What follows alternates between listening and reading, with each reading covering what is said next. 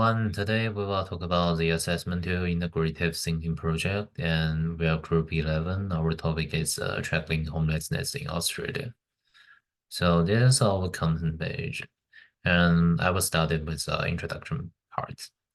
So homelessness in Australia encompasses more than the absence of physical structure to residing.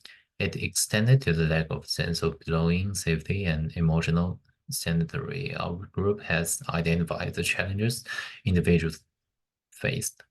So the tangible needs for physical shelter and the intangible need for a place that provide emotional warmth, security, and a sense of identifying.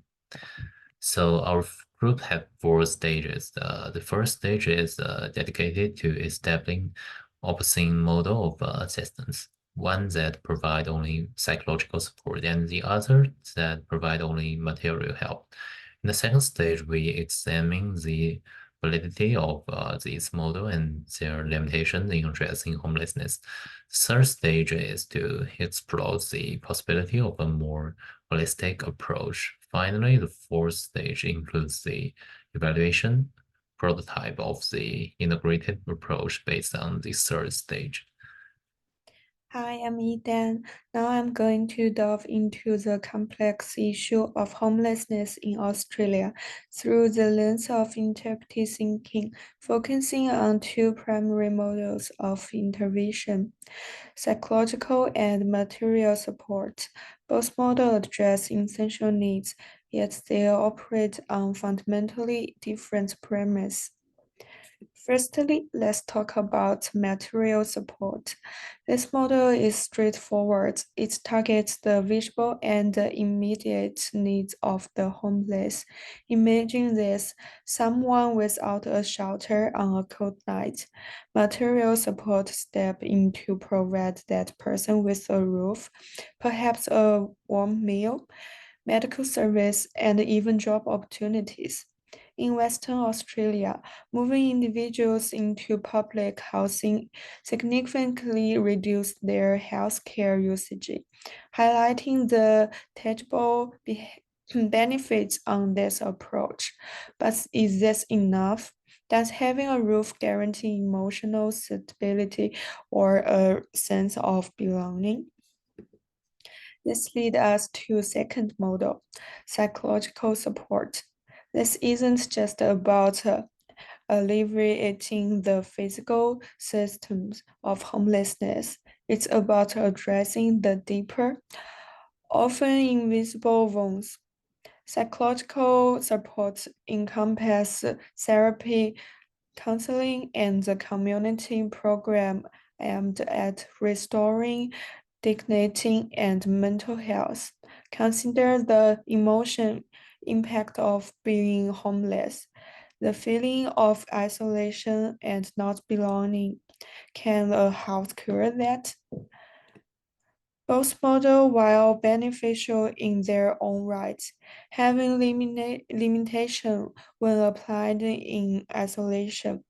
Material support, although providing immediate relief, often overlooks the long-term emotional rehabilitation, sometimes even at the rate of a staggering 16%. On the other hand, psychologically support can nurture the soul but fails to address the pressing physical necessity of those on the street. That's all for stage 1. Now I'm going to pass to Bruce. In this slide, I will examine the option model. Firstly, let's consider the common advantage of these models.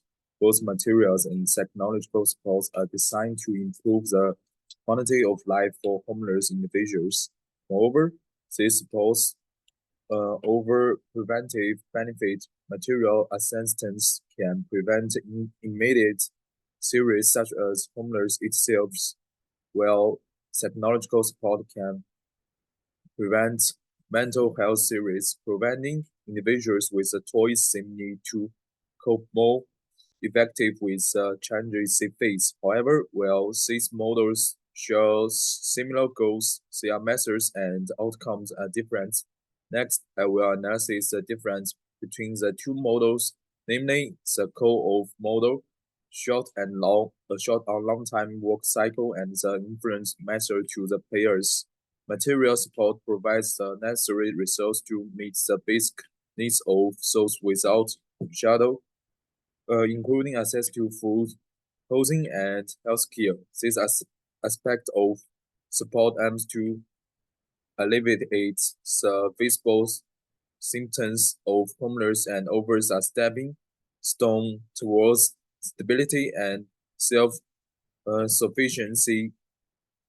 On the other hand, technological support addresses the deeper, often overlooked aspect of homelessness, emotion and mental well-being of individuals. Homelessness is not only a physical condition but also an emotion and psychological well-being. Programs focused on mental health, such as counseling, therapy groups, and community outreach, play a crucial role in healing and recovery.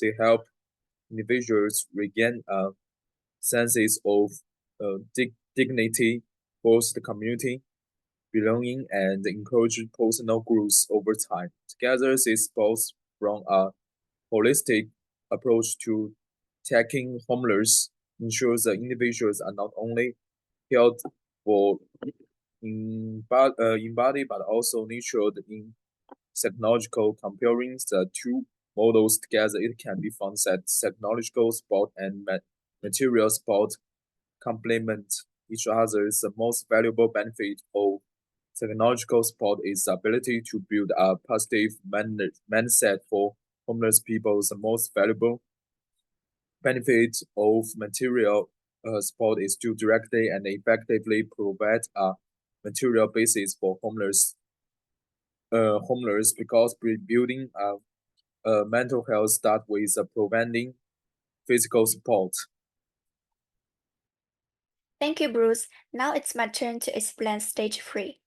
Our stage 3 is to explore the possibilities based on the findings in stage 2.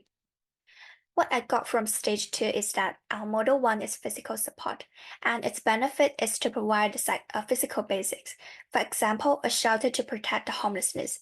Our model 2 is psychological support, and its benefit is to help homelessness build a positive mindset. Based on those findings, I have tried to find a more comprehensive approach, which is to combine both models' benefits. There are some questions that I can ask. What can the government do? Is only the government capable enough of providing support to homelessness? Now, let's explore together.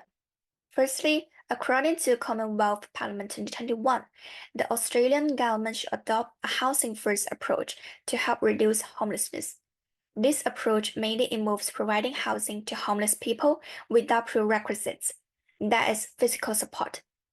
While providing housing, basic medical services should also be provided, especially mental health services, to provide timely psychological comfort and help to those who have been homeless for many years.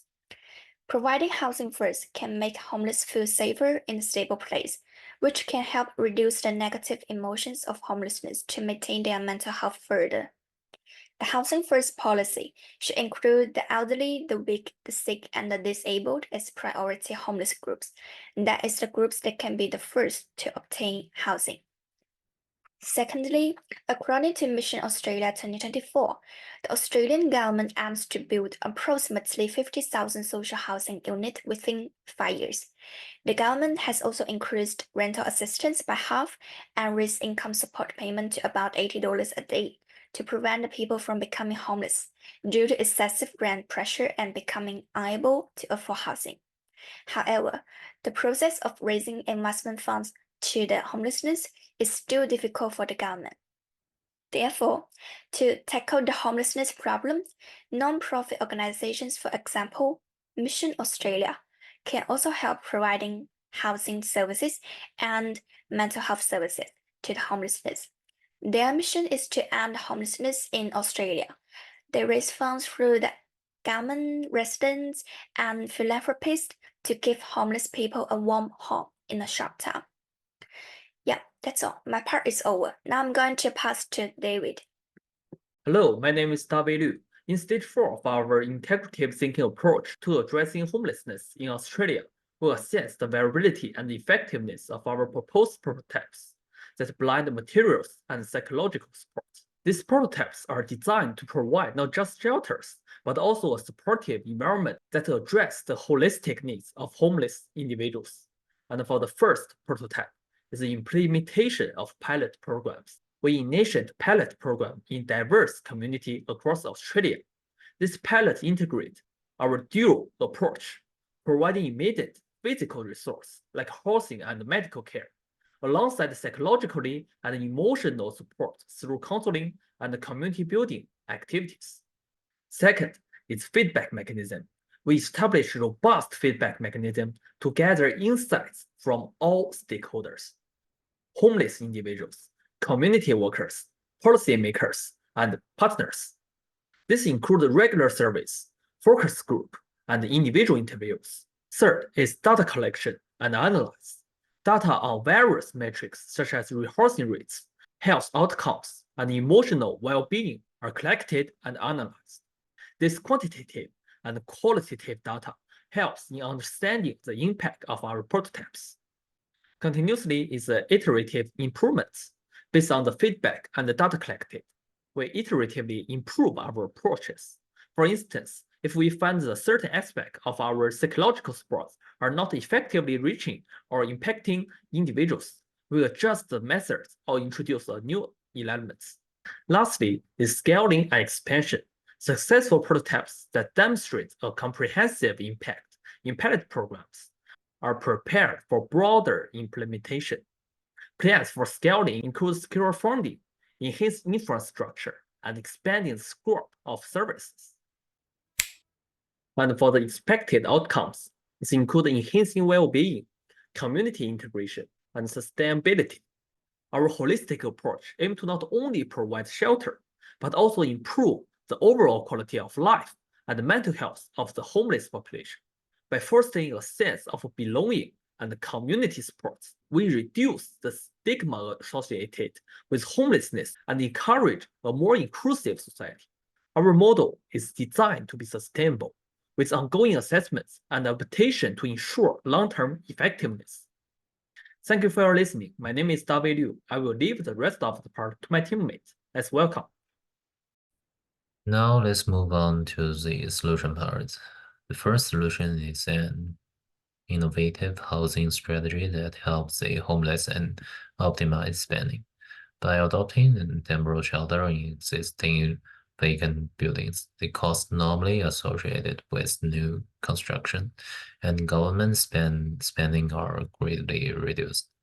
The second solution is for homeless people who have been helped to form their own support group. The group will make a conscious effort to help other people who are in similar situation. The group will continue to be joined by new people to form a mutual support system. Establishing such self-sustaining system reduce the financial strain on traditional support structure.